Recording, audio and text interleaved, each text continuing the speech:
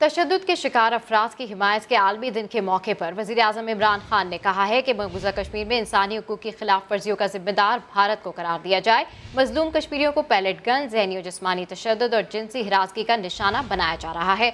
भारतीय मज़ालिम पर आलमी बरादरी की खामोशी नाकाबिले कबूल है।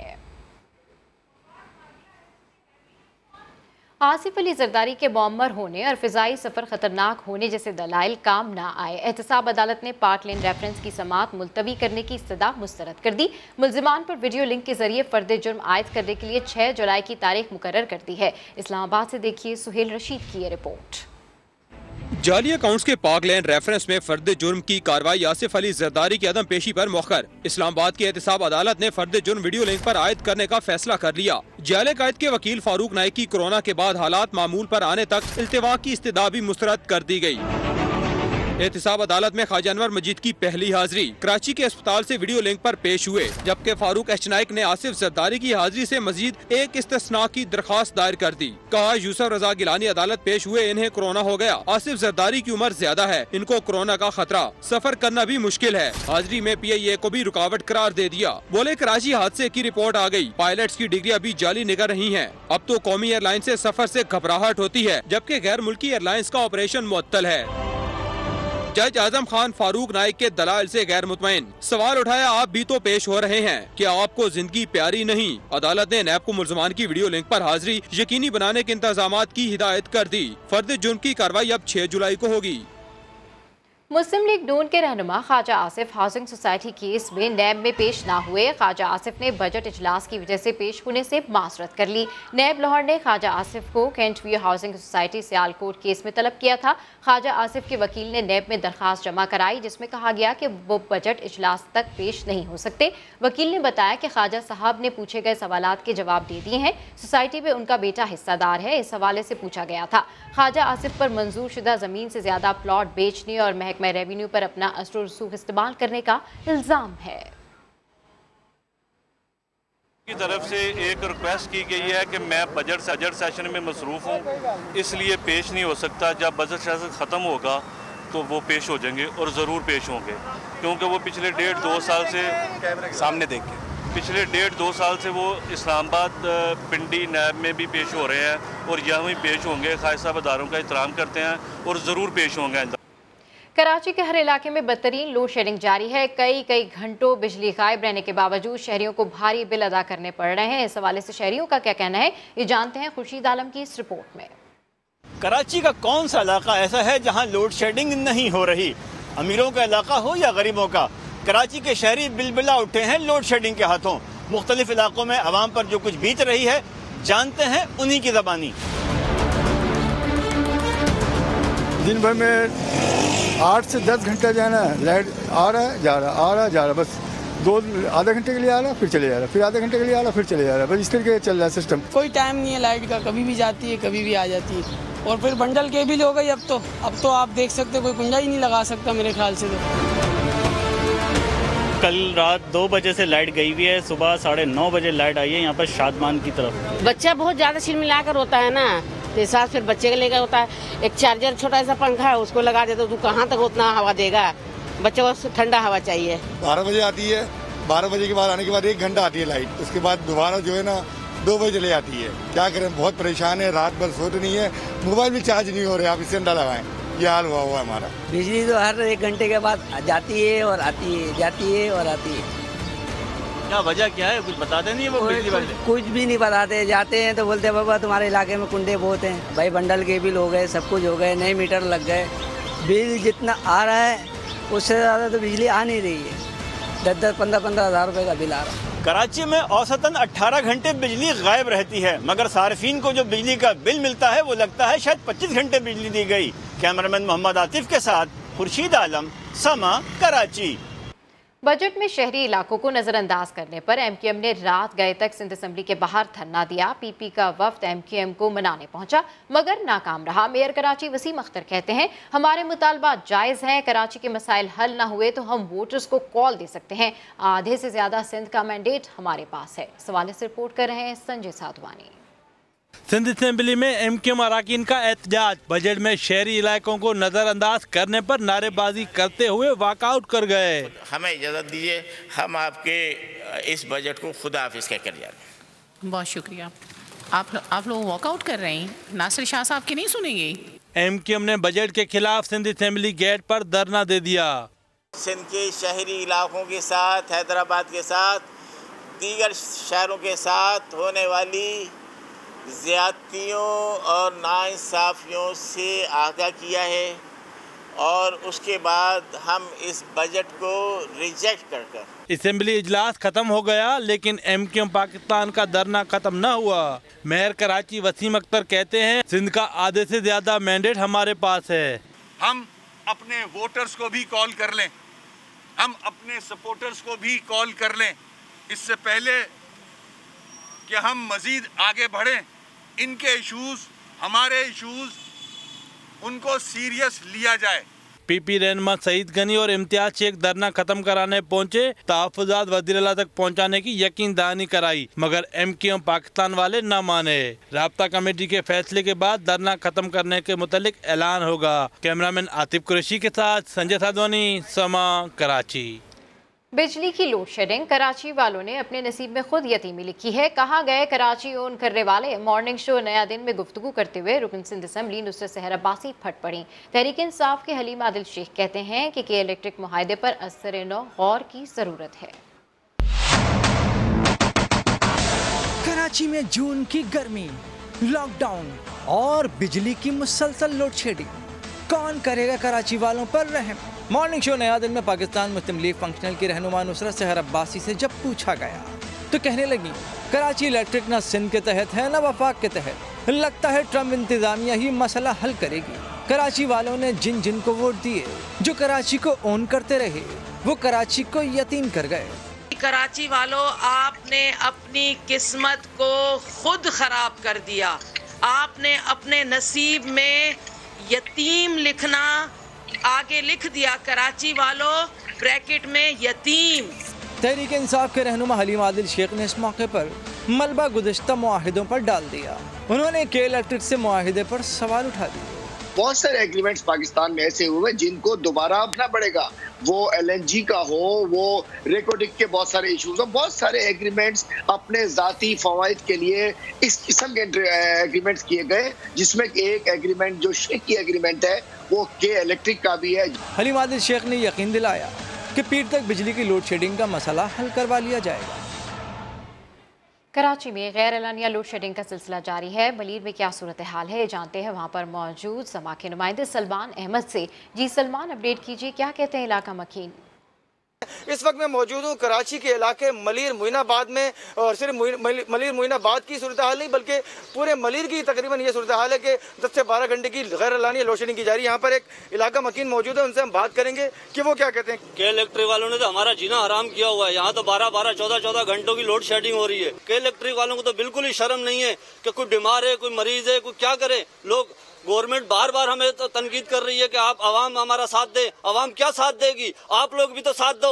इनको गरक करो, इनको दफन करो, इनको खत्म करो के इलेक्ट्रिक को। और वफाक जो है ना, वफाक का काम है, इसको अपने अंडर में ले और इसको खत्म करे, क्योंकि इन्होंने जीना हराम कर दिया लोगों का। और गवर्नमेंट आपस में लड़ती रहती है। अल्लाह के वास्ते इसका कोई हल निकाला जाए, इसको किसी तरीके से हल किया जाए, आवाम को कुछ न कुछ सहूलत दो। यहाँ पर गैर एलानिया लोड शेडिंग तो है ही, शहरी कहते हैं, लेकिन गैर एलानिया लोड शेडिंग के अलावा जो ओवर बिलिंग है उसने अलग जो है वो अजियत में डाला हुआ है शहरियों को। और जो इलाका मकीन है मलीर के, वो उनका यही मुतालबा है कि हुकूमत से, कि हुकूमत जो है वो फौरी तौर पर कोई ऐसे इक़दाम करे जिसकी वजह से गैर एलानिया लोड शेडिंग से छुटकारा हासिल हो सके। जी, कराची में तेज रफ्तार कार ने लियारी एक्सप्रेस वे पर बैठे 5 अफराद को कुचल दिया। 4 मौके पर ही जाँ बहक हो गए, जबकि एक को शदीद जख्मी हालत में अस्पताल मुंतकिल कर दिया गया।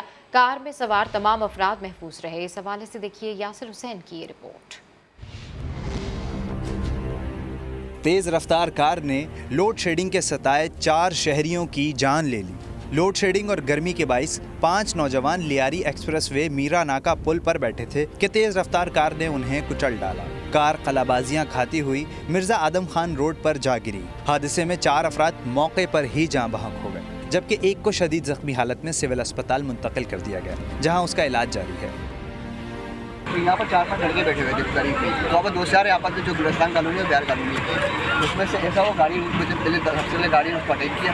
जैसे उसको हिट करने के बाद 4 तो ऑन द स्पॉट ही इंतकाल हो गया। एक की जो हालत थी बड़ी तशवीश में आती है। तो यहाँ पर अपनी सेफ्टी करते हुए गाड़ी यहाँ से आके कलाबाजी खाते नीचे गिर गई। गाड़ी मेरे सर से गई। अच्छा। मैं वो बलाक पे सोता हूँ और बलाक के पीछे ही 2 खराशें आई और दोनों दरख्त को आर करके।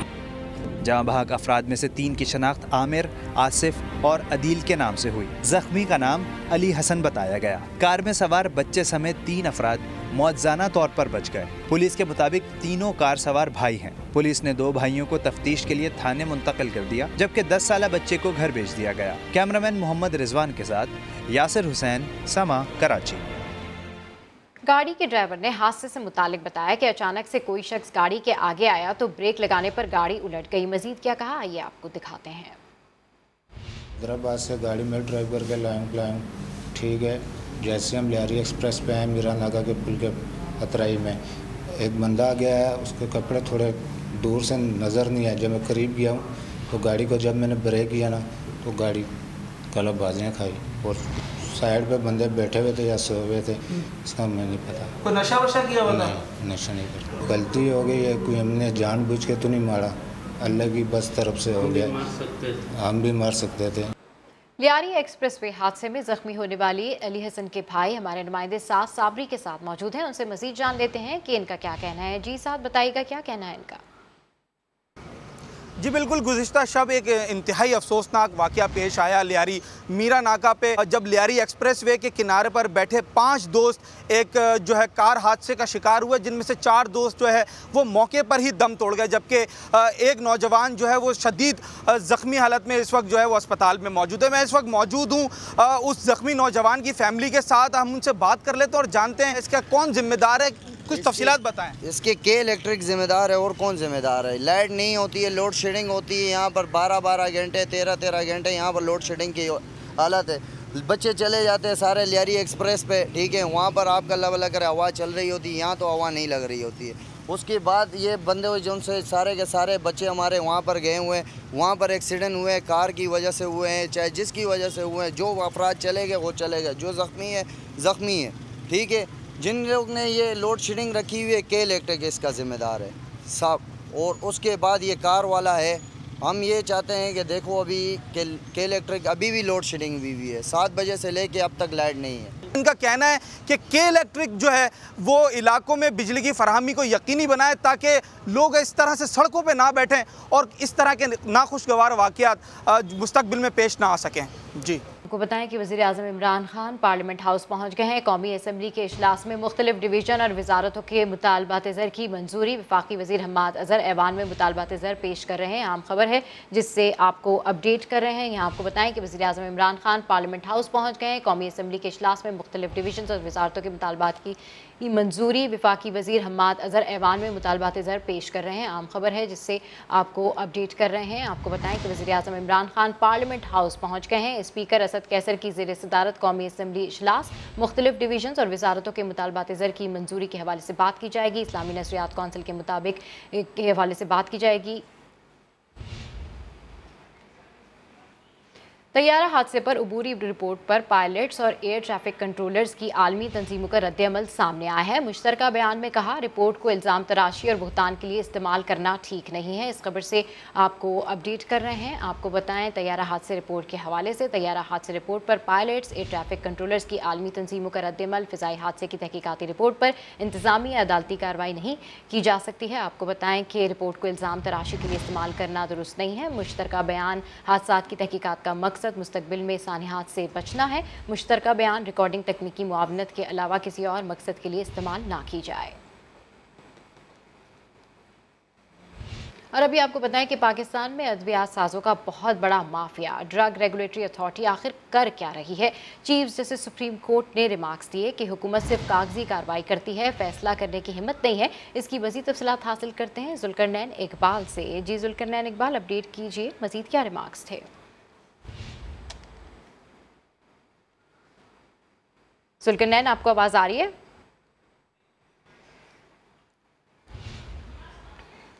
जुड़वा शहरों रावलपिंडी इस्लामाबाद में तूफानी बारिश से मौसम खुशगवार हो गया। इसकी मजीद तफसीलात हासिल करते हैं फराह रब्बानी से। जी फराह, अपडेट कीजिए। आपको बताएं, सुहाने मौसम के हवाले से सुहाना मौसम इस्लामाबाद और रावलपिंडी में तूफानी बारिश की वजह से गर्मी का जोर टूट गया है, मौसम खुशगवार हो गया है। आपको बताएं कि कटियारा के मुकाम पर नाला नई में पानी की सतह जो है 6 फुट बुलंद हो गई है। जबकि आपको इस मौसम के हवाले से हम अपडेट कर रहे हैं। आपको बताएं कि जुड़वा शहरों रावलपिंडी इस्लामाबाद में तूफानी बारिश से मौसम खुशगवार हो गया है। खबरें और भी हैं, लेकिन शामिल करेंगे इस ब्रेक के बाद। समा के साथ रहिए।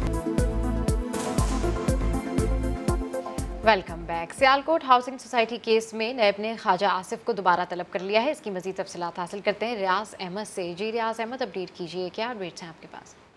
जी बिल्कुल, नैब ने ख्वाजा मुस्लिम लीग नून के रहनुमा ख्वाजा आसिफ को आज तलब किया हुआ था कैंट सियालकोट में कैंट व्यू हाउसिंग सोसाइटी में मुबैना बेज़ाब्तियों पर, लेकिन वो आज पेश नहीं हो सके। उनके वकील जो हैं वो पेश हुए और उन्होंने नैब को बताया कि चूँकि कौमी असम्बली का इजलास जारी है बजट का, तो इसलिए वो वहाँ पर मौजूद हैं। वो आप अगली तारीख जब भी देंगे तो वो पेश होकर नैब की टीम जो तफ्तीशी टीम है उसके जवाबात भी देंगे और तमाम रिकॉर्ड भी पेश करेंगे, जिस पर नैब की टीम ने उनको 3 जुलाई को दोबारा पेश होने का जो है वो तलबी का नोटिस भेज दिया है। जी ठीक है, हमारे नुमाइंदे अपडेट कर रहे हैं।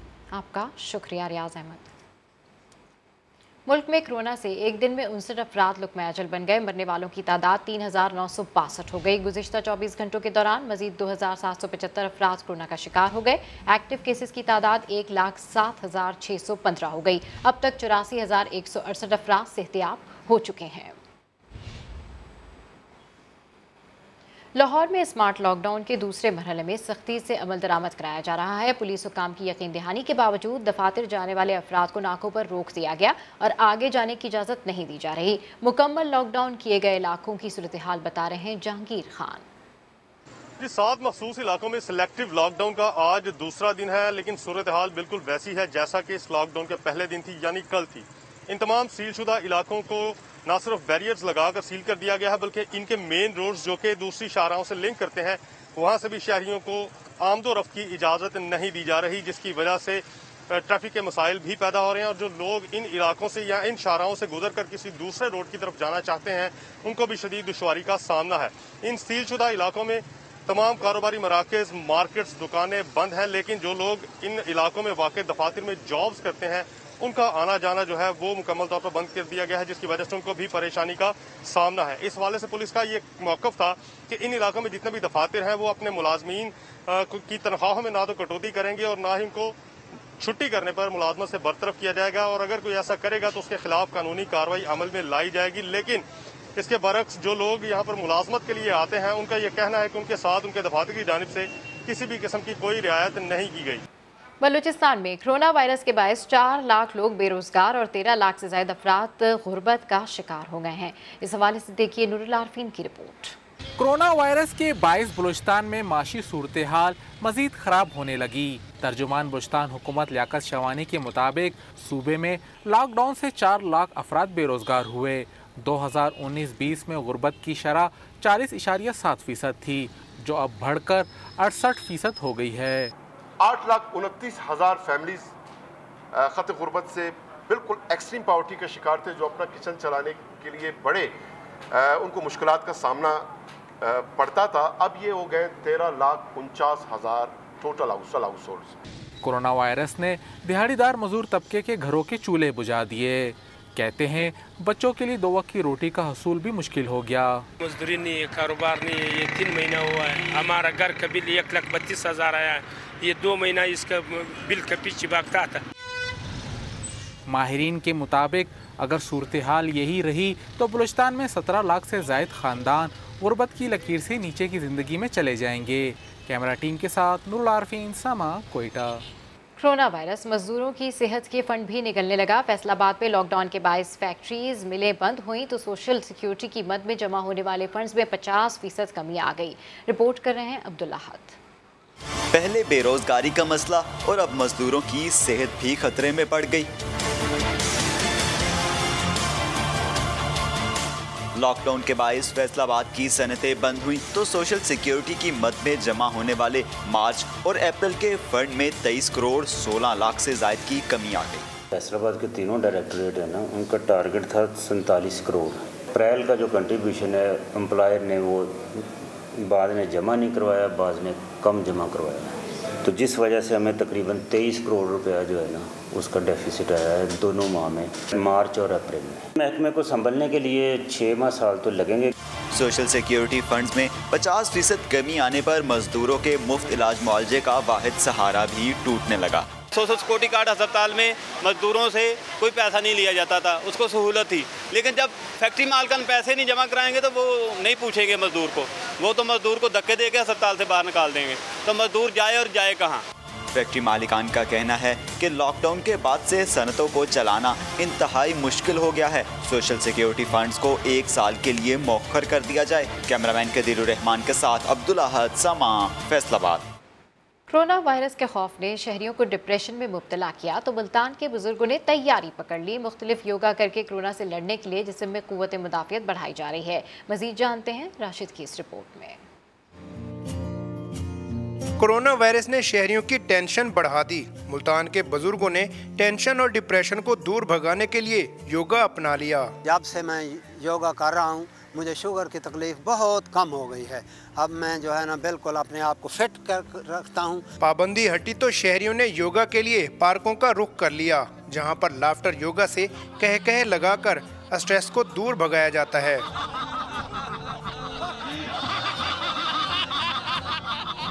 जितनी योगा एक्सरसाइज करेंगे उतनी अंदर आपकी कुव्वत मुदाफ़ियत बढ़ती जाएगी। इस तरह आप अपनी बीमारियों का मुकाबला भी कर सकते हैं, इस तरह सेहतमंद रह सकते हैं। बीमारियों से बचना है तो सेहत और तंदुरुस्ती के लिए ताज़ा हवा में वर्जिश जरूरी है। कैमरामैन महबूब चौधरी के साथ राशिद हमीद, समा, मुल्तान।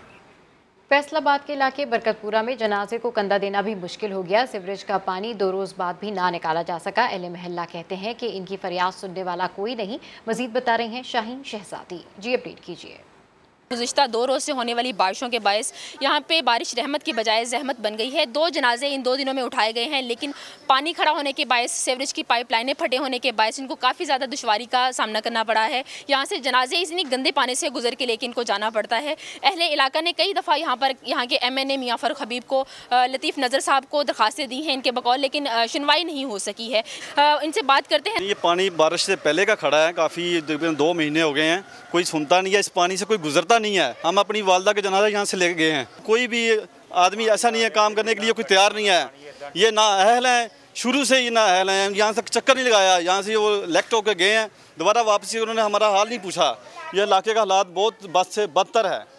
जी बिल्कुल, ना सिर्फ यहाँ से गंदे पानी से मैयतें गुजरती हैं, बल्कि यहाँ के जो रिहायशी हैं वो बीमारियों का शिकार हो रहे हैं। यहाँ के शहरियों का यही शिकवा है, ये गिला करते हैं कि कोई तो आए जो इनके मामलात को सुने, यहाँ के मामलात को हल कर सके। जी शाहीन शहजादी अपडेट करें, आपका शुक्रिया। अभी आपको बताएं कि क्वेटा के इलाके किली गुल मोहम्मद में पानी का ट्यूबवेल 40 रोज से ख़राब है। पानी की किल्लत के खिलाफ इलाका मकीनों ने एहतजाज किया है। मजीद बता रहे हैं मोहम्मद आतिफ। जी मोहम्मद आतिफ, क्या कहना है यहाँ के इलाका मकीनों का? जी बिल्कुल, इस टाइम मैं कोयटा के इलाके किली गुल मोहम्मद में मौजूद हूँ, जहाँ पर ये आबादी तकरीबन 6000 से ये इलाका जो है तकरीबन 6000 से ज़्यादा आबादी पर मुश्तमिल है। यहाँ पे पानी का मसला जो है गर्मी में शिद्दत इख्तियार कर चुका है।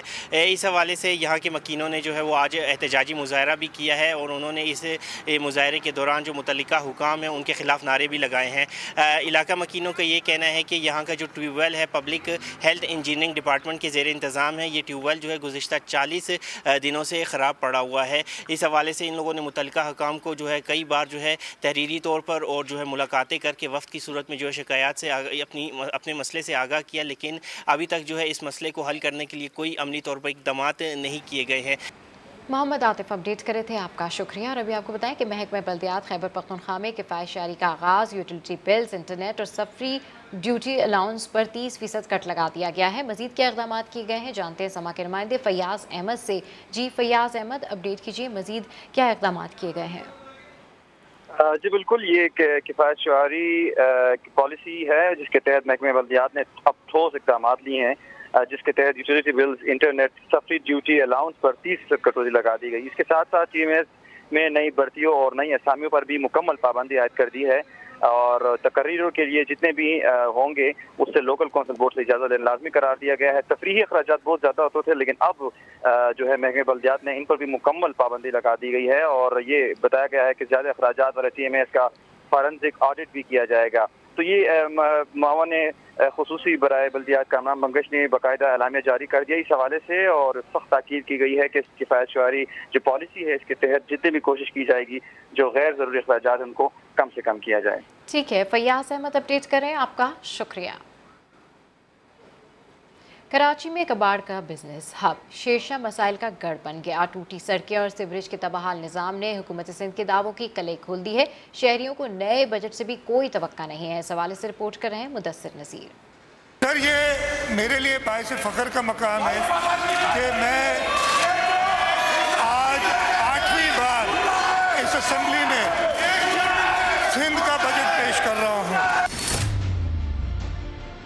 वज़ीर आला का फ़ख्र अपनी जगह, मगर कराची के बेशतर इलाकों की तबाहाली हुकूमत सिंध को शर्मिंदा करने के लिए काफ़ी है। ये मोहनजोदड़ो या अंदरून सिंध का कोई पसमानदा इलाका नहीं, बल्कि पाकिस्तान के तजारती हब और मेट्रोपॉलिटन सिटी कराची का शेरशाह है, जहाँ कबाड़ के सामान को लेकर करोड़ों का कारोबार होता है। हैरत है, शेरशाह की नाम नेहाज सड़कों पर पड़े ये बड़े बड़े पत्थर और गड़े ठंडे कमरों में बजट तैयार करने वालों को क्यों नजर नहीं आते। बजट से हमें कोई तवक्कुआत नहीं है, बजट सिर्फ नाम के हैं, गरीब आवाम के लिए तो कुछ भी नहीं है। 24 साल मेरी उम्र होगी, इसी शेरशाह में जो मैं पला हूँ, हर चीज़ इसी रोड पे गंदगी इतनी है, ना पानी है ना कुछ, और इधर MNA MP सब सोए हैं। शहरियों के नजदीक हुकूमत हमेशा की तरह इस बार भी आवाम की आंखों में धूल झोंक रही है, जहाँ सेवरेज का बदतरीन निज़ाम मासूमों की जानें ले रहा है, मगर कोई पुरसाने हाल नहीं। कई बच्चे शेरशाह के गटरों के वजह से, बिजली के तार के वजह से कोई डूब के मरा है, कोई करंट से मरा, मगर कोई शेरशाह को पूछने वाला कोई नहीं है। इधर के मैंने इलेक्शन का टाइम वोट मांगने के लिए आते हैं, बोलता हमें वोट जब ये करेंगे वो करेंगे, मगर वोट मांगने का टाइम जब आता है तो वो लोग वोट जीत जाते, नजर नहीं आते। मसाइलिस्तान के गढ़ शेरशाह के मकीनों का कहना है कि उम्रें गुजर गईं, मगर हर बजट में सरकार इस इलाके से नजरें चुरा गई। कैमरामैन मरगूब हुसैन के साथ मुदस्सिर नज़ीर, समा, कराची। मजीद खबरों को भी बुलेटिन का हिस्सा बनाएंगे, लेकिन इस ब्रेक के बाद समा के साथ रहिए।